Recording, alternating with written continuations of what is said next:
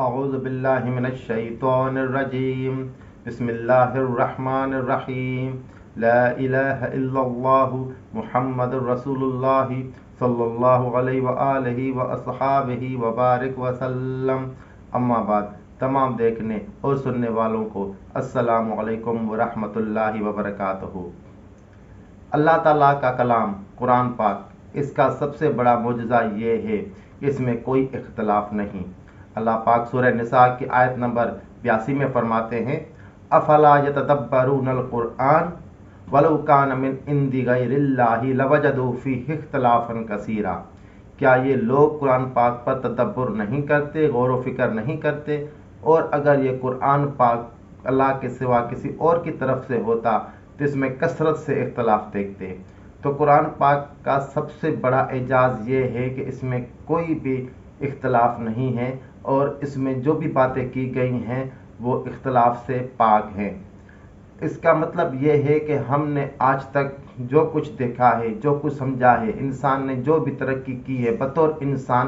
قرآن پاک میں اس کے اختلاف میں کوئی بھی ایسی بات نہیں کی گئی۔ مثال کے طور پر جو سائنسی حقائق ہیں، ان سائنسی حقائق کی خود قرآن پاک نے تصدیق کی ہے۔ تو ان باتوں کا مطلب کیا ہے؟ ان باتوں کا مطلب یہ ہے کہ قرآن پاک وہ باتیں کرتا ہے جس میں کوئی اختلاف نہیں ہے، جو عام سمجھ بوجھ میں انسان کے سمجھ میں آ جاتی ہیں، اور بعض ایسے سائنسی حقائق ہیں جن کو انسان تحقیق کے بعد دریافت کرتا ہے، قرآن پاک ان کی بھی تصدیق کرتا ہے اور وہ باتیں بھی پہلے ہی بتا دیتا ہے۔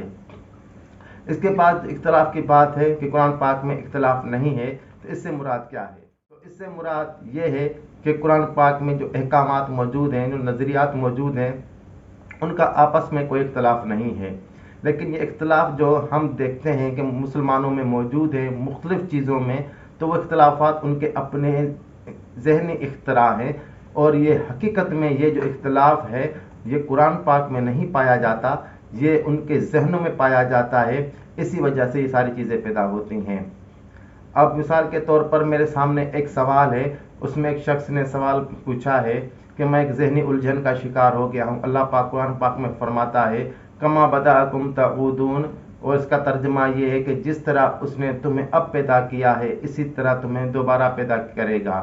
تو اس میں اس نے سوال پوچھا ہے کہ انسان کو تو اللہ تعالیٰ ماں کے پیٹ میں 9 مہینے گزار کے پھر دنیا میں ظاہر کرتا ہے، تو کیا دوبارہ بھی انسان کو اسی طرح پیدا کیا جائے گا؟ تو یہ جو تدبر ہے، یہ جو غور و فکر اس نے کیا ہے، یہ اس کے اپنے ذہنی اختراع ہے۔ تو اس کے جواب میں اس کو سمجھایا گیا ہے کہ اس میں جو لفظ استعمال ہوا ہے، جس میں انسان کی جس دنیا میں پیدائش ہوتی ہے اور جو اس کی پیدائش بعد میں ہوگی مرنے کے بعد، اس کے بیچ میں جو لفظ استعمال ہوا ہے وہ کما ہوا ہے۔ اور کما کا مطلب یہ ہے کہ ضروری نہیں ہے کہ جب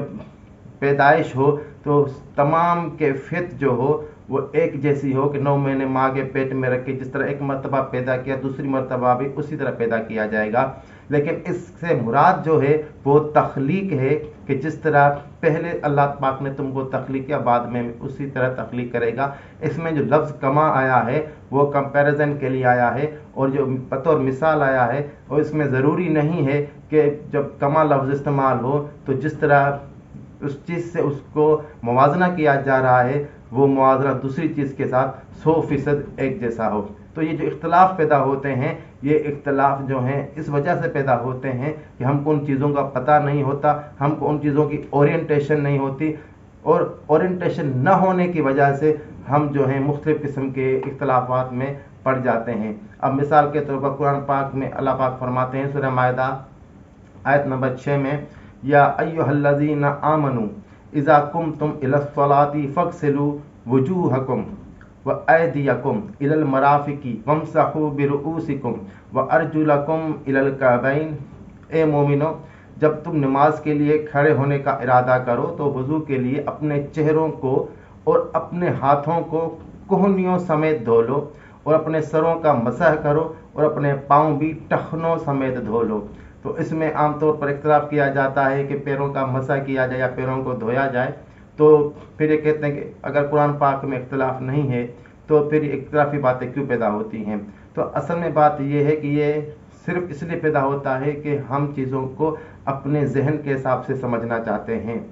کیونکہ جہاں پر قرآن پاک میں وضو کا طریقہ بتایا گیا ہے تو وہاں واضح طور پر کہا گیا ہے کہ اپنے چہروں کو، اب چہرے کی حد آپ کو پتہ ہے کہ پورا یہ چہرے کی حد ہے. پھر اپنے ہاتھوں کو کوہنیوں سمیت دھو لو، یعنی جن اعضاء کو دھونا ہے ان کی حد بتا دی گئی کہ اپنے چہروں کو دھو لو، اپنے ہاتھوں کو کوہنیوں تک دھو لو، اور اپنے پیروں کو ٹخنوں تک دھو لو. کا مقصد یہ ہے کہ وہاں حد بتائی گئی ہے کہ اس حد تک ان کو دھونا ہے. لیکن جب سر کی بات آئی تو وہاں حد نہیں بتائی گئی، صرف یہ کہا گیا کہ سر کا مسح کر لو. تو اس سے عام آدمی جس کو نہ لغت کا پتہ ہو، جس کو نہ صرف نحو کا پتہ نہ ہو، جسے زیر زبر کا پتہ نہ ہو، وہ بھی یہ آیت پڑھے گا تو فطری طور پر سمجھ جائے گا کہ اس میں پیروں کے دھونے کا ذکر ہے. اور اس میں جو دوسری اہم بات ہے وہ یہ ہے کہ ہم عام طور پر پوری دنیا میں ہزاروں سال سے دیکھتے آ رہے ہیں کہ آدمی جب بھی غسل کا یا اپنے آپ کو پانی سے طہارت حاصل کرنے کا ارادہ کرتا ہے تو پہلے ہاتھ ہی دھوتا ہے، اور قرآن پاک نے بھی اس لیے پہلے ہاتھ دھونے کا ذکر کیا ہے. اور اس میں تیسری بات جو اہم ہے وہ یہ ہے کہ سر پہ بال ہوتے ہیں اور چہرے پہ یا ہاتھوں میں یا پیروں میں اس طریقے سے بال نہیں ہوتے جس طرح سروں پہ بال ہوتے ہیں. یہی وجہ ہے کہ جب وضو کیا جاتا ہے تو اس میں داڑھی کا خلال کیا جاتا ہے، لیکن اس میں جو اللہ پاک نے فرمایا ہے وہ یہی فرمایا ہے کہ اپنے چہروں کو دھو لو، اس لیے کہ چہرے کا ایک حصہ جو اس میں داڑھی ہے، باقی سارا چہرہ جو اس میں داڑھی نہیں ہے. تو اصل میں اللہ پاک نے فرق کر دیا کہ سروں پہ تو بال ہوتے ہیں اس لیے اس کا مسح کرنا ہے، اور باقی جسم کے جو اعضاء ہیں ان میں بال نہیں ہوتے اس لیے ان کو آپ کو دھونا ہے. تو یہ جو اختلاف پیدا ہوتا ہے یہ اختلاف ہمارے ذہن سے پیدا ہوتا ہے. تو اسی حساب سے یہ باتیں ہم آپ کو سمجھا رہے ہیں کہ اختلاف جو ہے وہ قرآن پاک میں نہیں ہے، اختلاف جو ہے ہمارے ذہنوں میں ہے. ابھی کسی دور میں مجھ سے ایک ڈاکٹر صاحب نے پوچھا تھا کہ قرآن پاک میں ایک آیت ہے اقرأ بسم ربک الذی خلق، اور پڑھو رب کے نام سے. تو اس میں جو پڑھنا کہا جا رہا ہے تو جبریل علیہ السلام جو آئے ہیں وہ نبی پاک صلی اللہ علیہ وسلم کو کس طرح پڑھا سکتے ہیں. تو مجھے وہ پتا تھا وہ کس ذہنیت کے آدمی ہیں، وہ کمیونسٹ ٹائپ کے آدمی تھے. تو میں نے کہا اقرا کا مطلب یہ تو بالکل ہے کہ پڑھیں، لیکن اقرا کا مطلب یہ بھی نکلتا ہے کہ آپ پڑھائیں.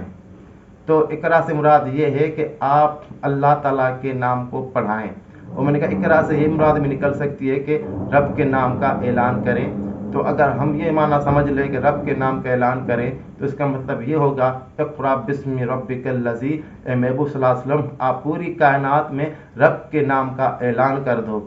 جس رب نے ان سب کو تخلیق کیا ہے. تو ان کے ذہن میں، اس ڈاکٹر صاحب کے ذہن میں جو سوالات تھے وہ اس سوالات کو سارا وہ بلاک ہو گئے، وہ سارے اینڈ ہو گئے، کیونکہ جب میں نے ترجمہ ایسا پیش کیا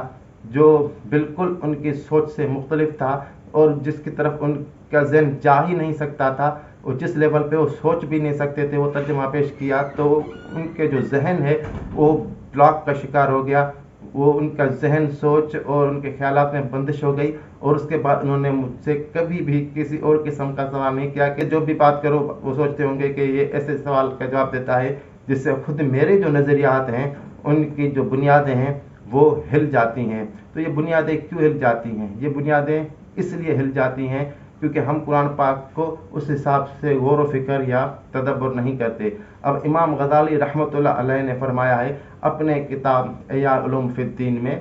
اس کتاب میں جو باب باندھا ہے کتاب التفکر، اس میں یہ فرماتے ہیں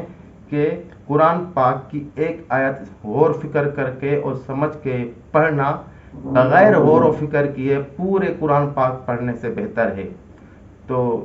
اس سے آپ اندازہ لگا لیں کہ جو قرآن پاک میں اختلاف ہم لوگوں نے پیدا کیا ہے وہ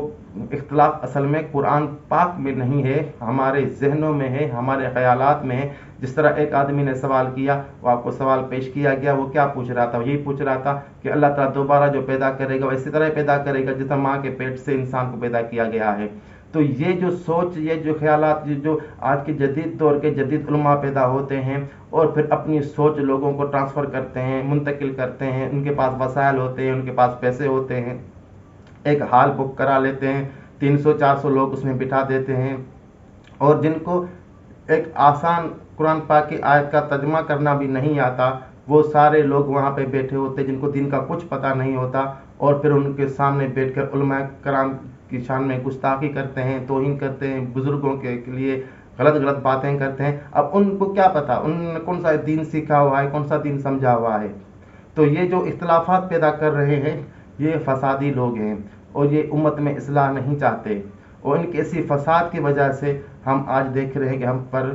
زمین سے آسمان سے اللہ تعالیٰ کا عذاب اتر رہا ہے۔ تو امید یہ ہے کہ اللہ تعالیٰ اس آیت کے ذریعے ہماری امت میں اختلافات دور کرے گا، اور ہم کھلے دل سے قرآن پاک میں تحقیق کر کے قرآن پاک کو اپنا رہنما بنائیں گے۔ وآخر دعوانا ان الحمدللہ رب العالمین، جزاک اللہ خیرہ۔